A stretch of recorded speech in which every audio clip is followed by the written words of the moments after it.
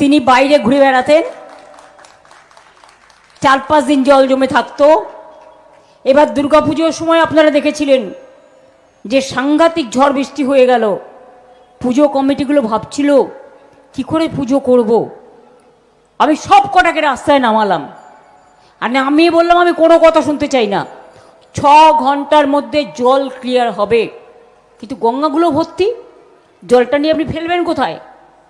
কিন্তু বাংলায় এই জল ফেলার জন্য, বাংলা নদীমাতৃকা দেশ, গাদা গাদা নদী আছে, তা সত্ত্বেও আমি 5.5 লক্ষ পুকুর কেটেছি। ফলে জলটা ওখানে এসে পড়ে। 500 চেকড্যাম তৈরি করেছি যেখানে জলটা এসে জমায়েত হয়। তারপরেও 3000 কোটি টাকা একটা স্কিম করছি। কেলেঘাই কপালেশ্বরী করে দিয়েছি, ঘাটাল মাস্টার প্ল্যান করে দিয়েছি।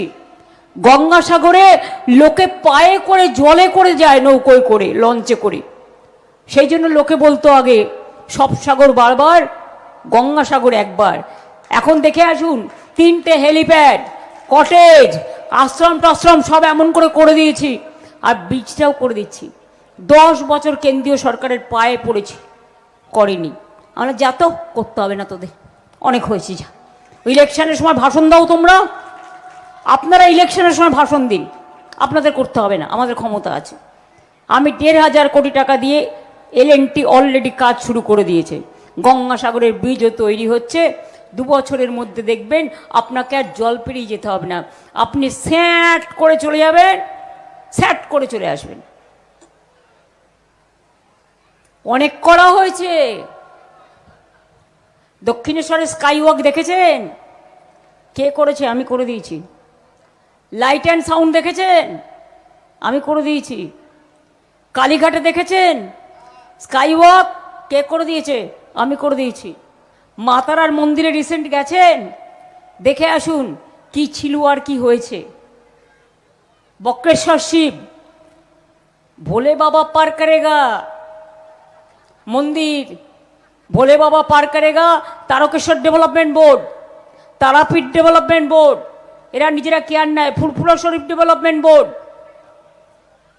পাথরচাপড়ি ডেভেলপমেন্ট বোর্ড, এমনকি আরামবাগে, যেটা আমাদের গোঘাট আরামবাগের মাঝখানে জয়রামবাটি কামার পুকুর আছে, যেখানে ঠাকুর পরমহংসদেব জন্মেছিল, মানে ওখানে থাকতেন, জন্মেছিলেন, এবং মা শারদা মা আছেন, মানে তাদের অস্তিত্ব আছে।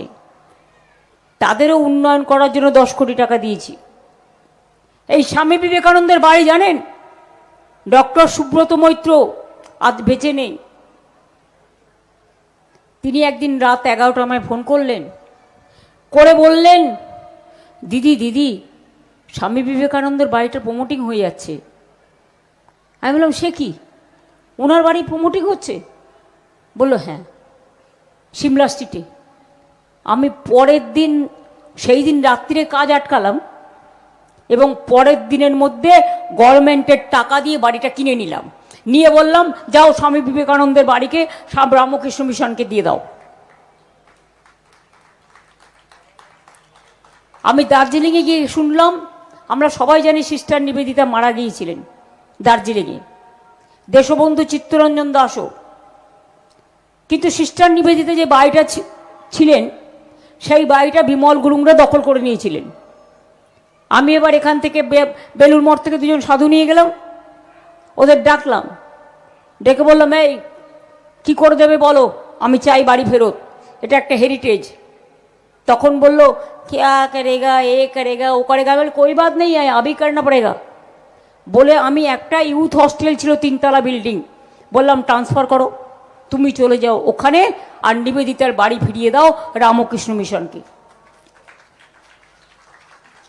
এমনকি বাগবাজারে যে নিবেদিতার বাড়ি ছিল, যেটা উনি থাকতেন, ওই বাড়িটাও নিয়ে নিয়েছিল। আমি প্রায় 1.5 কোটি টাকা দিয়ে, আমি 2বার গেছি, কথা শোনেনি। তারপরে কোর্ট থেকে কেস করে ছিনিয়ে এনে ওই বাড়িটাও রামকৃষ্ণ পরমহংসদেব, মানে বিশেষ করে ওনাদের যে অর্গানাইজেশন স্বামী বিবেকানন্দের বেলুর মঠ, তাদের দিয়ে দিয়েছিলাম। বাগবাজারে মা শারদার বাড়ি কেউ ঢুকতে পারত না। আমি গরিব লোকেদের জন্য বাংলার বাড়ি তৈরি করে দিয়ে গেটটা ক্লিয়ার করে দিয়েছিলাম। আমার লজ্জা লাগে যখন এদের নেতারা এসে বলে কি মমতা জি কলকাতা কো ঝুপড়ি বানা দিয়া, আমি তাদের বলি তুমি একদিন কোথায় ছিলে ভাই? তুমি জন্মেই কোটিপতি হয়ে গেছো, দাঙ্গা করে কোটিপতি হয়ে গেছো। গরিব লোকেদের তো একটা করে গ্রাম থাকে, আমাদেরও একটা করে গ্রাম আছে। আমি ছোটবেলায় ঘুরে বেড়াতাম। কলকাতায় যারা থাকে তাদের অনেকেরই একটা করে গ্রামের সাথে কোনো একটা সূত্র আছে।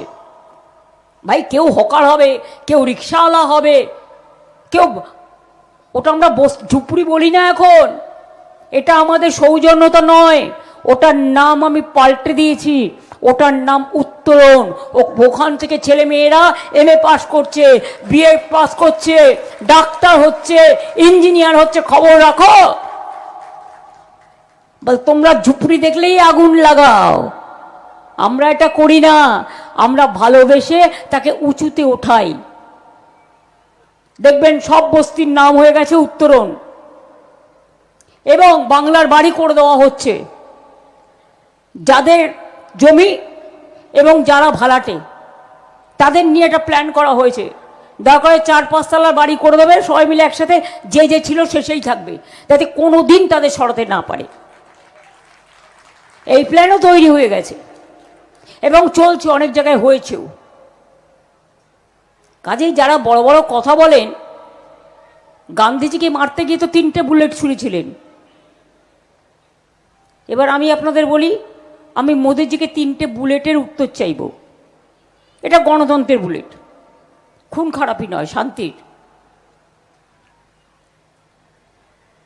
आपने बोला था ना जी हर साल में 2 करोड़ बेरोजगारी को आप रोजगार देंगे, तो 12 साल हो गया, 24 करोड़ तो होना चाहिए था। एक को भी दिया नहीं दिया, रेल बजट उठा दिया, रेल बेच दिया, सेल बेच दिया, बैंक बेच दिया, LIC बेच दिया। ইলেকশনে পরে দেখুন না পেট্রোলের দাম কত বাড়াচ্ছে আর ডিজেলের দাম, শুধু একটু অপেক্ষা করুন। গ্যাসও পেতেন না, গ্যাসটাও আমরা করে দিয়েছি। আমি নিজে মিটিং ডেকে সঙ্গে সঙ্গে শর্ট আউট করেছিলাম। মনে রাখবেন, বাংলায় আমি গর্ব করে বলতে পারি ফার্স্ট বুলেটের উত্তর। আমরা আমাদের একটা রাজ্য, ওদের 23টা রাজ্য আছে, 19টা রাজ্যে ক্ষমতায় আছে। আমরা কিন্তু 2 কোটি ছেলে মেয়েদের চাকরি করে দিয়েছি। আর আমরা যখনই চাকরির আমরা নোটিফিকেশন করি, ব্যাস CPM নয় বিজেপি চলে যাচ্ছে, কোর্টে একটা পিল করে বসে থাকছে, পিল খেয়ে নিচ্ছে যাতে চাকরিগুলো আটকে যায়। টিচারদের দেখলেন না নিয়ে কি করলো, তারপর তাদেরই ভুল বোঝালো, নিজেরাই খেলো, খেয়ে আবার তাদেরই ভুল বোঝালো। তাদের তো কোনো দোষ নেই। মধ্যপ্রদেশে একটা শিক্ষা কেলেঙ্কারিতে যারা ইনভেস্টিগেশন করতে গেছিল, ভ্যাপাম কেলেঙ্কারি, 50 জনকে খুন করেছে। সে ব্যাপারে মুখে লুকো প্লাস্টার, বড় বড় ভাষণ। এখানে রিটার্নিং অফিসার বলছে আমাকে, মানে কোলের ছেলে দেখে দেখে বসিয়েছে সব, তারা নাকি জোর করে করে দখল করবে। পরশুদিন কালকে ভোট হওয়ার আগে আমাকে একজন একটা মেসেজ দিল, আমি দেখলাম ইন্টারেস্টিং। মেসেজে লিখছে, দিদি গ্রামে গঞ্জে হরিনাম সংকীর্তনও হচ্ছে না, আর আজানের সুরও হচ্ছে না, গটগট করে বুটের শব্দ হচ্ছে। এখানেও হবে। আজকে কালকে দেখেছে পগারপাড়, যেটা ওদের জায়গা, পুরো হার, 93% মানুষ ভোট দিয়েছে, মানে SIR এর অত্যাচারের বিরুদ্ধে নিজের অধিকার রক্ষার ভোট দিয়েছে। সেই ভোট আপনার পক্ষে যাবে না। এই ভোট গেছে মানুষের পক্ষে, তৃণমূল কংগ্রেসের পক্ষে। যেখানে আমরা আশাও করিনি সেখানেও আমরা জিতব। আমি রাত 3:30 পর্যন্ত মনিটরিং করেছি। মালদার EVM মেশিন পৌঁছেছে রাত্রি 3:30। আমি আমার নির্বাচনের আগে তো কাউন্টিং এজেন্টদের নিয়ে মিটিং করবই। এরা নন্দীগ্রামে কি করেছিল জানেন? আমি জিতে যাওয়ার পরেও ডিক্লেয়ার করে দিল, আপনাদের মনে আছে ইলেকশন কমিশন ডিক্লেয়ার করে দিল, তারপরে কম্পিউটারে উল্টো নাম্বার লোড করলো। যতক্ষণ কম্পিউটারে আপলোড না হচ্ছে কেউ ছেড়ে যাবে না। কোনো ইভিএম মেশিন দেখে দেখে আমাদের জায়গাগুলো খারাপ করে দেয়, কিন্তু মা বোনেরা মনে রাখবেন, ইভিএম মেশিন খারাপ হলে যদি ভোট দেন তাহলে আপনার ভোটটা অন্য জায়গায় গিয়ে চলে যাবে। ও সারানোর নাম করে চিপ বসিয়ে দেবে। একটু কষ্ট করে ভোটটা দিতে হবে নিজের অধিকারের স্বার্থে। আমি আর একটা অনুরোধ করব, আপনারা কিন্তু এই ভোটার স্লিপটা যত্ন করে রাখবেন ভবিষ্যতের জন্য। আর একটা কথা বলি, যে 32 লক্ষ লোকের নাম আমি সুপ্রিম কোর্টে কেস করে তুলিয়েছি, বাদবাকিগুলো আমি আগামী দিন তুলে দেব। ইলেকশনের সময় বিজেপি চায় না সব মানুষ ভোট দেয়। কালকেও ভোটের লাইনে বেচারা একজন মহিলা, তার হাজব্যান্ডের ভোটের নাম নেই, তার ছেলের ভোটের নাম নেই, দুঃখে মারা গেছে। 4 জন মারা গেছে কাল ভোটের লাইনে।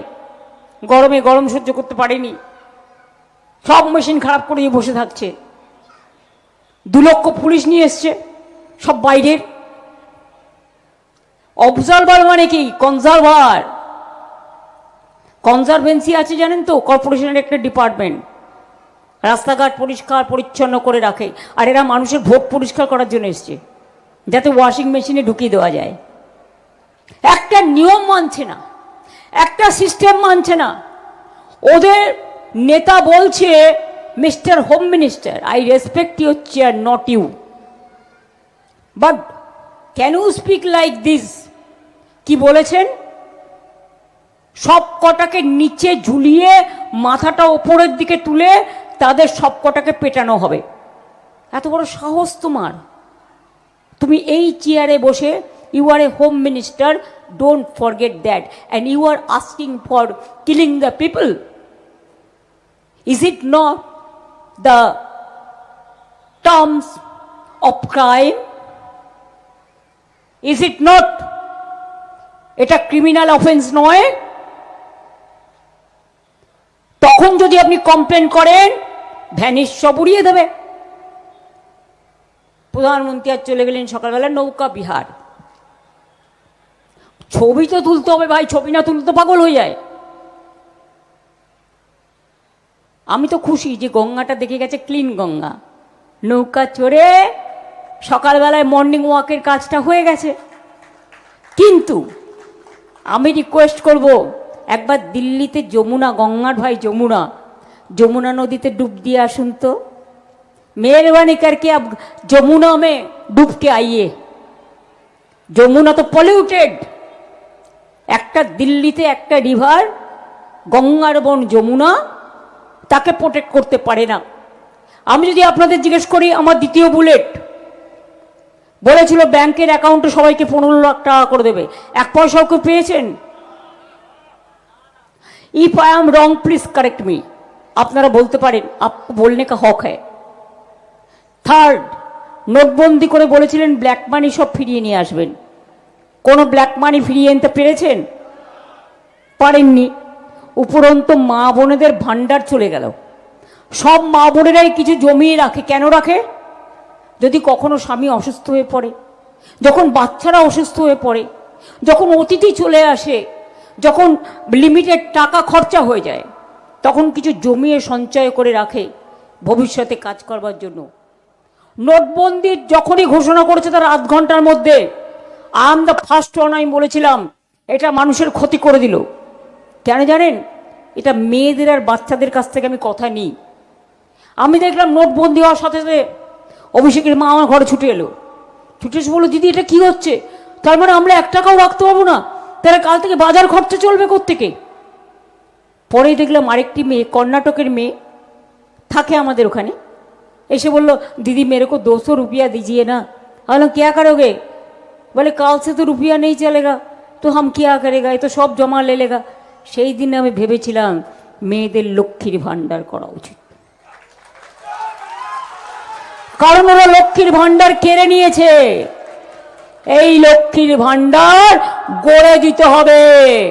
তাই মনে রাখবেন, লক্ষ্মীর ভান্ডার করেছিলাম বলেছিলাম 21-এর আগে করব, 500 টাকা দিয়ে শুরু করেছিলাম, আর বাজেটে করে দিয়েছি, যাতে ইলেকশনের সময় মিথ্যে কথা বলে প্রচার করে যারা এটা দেবো ওটা দেবো, তারা করে না।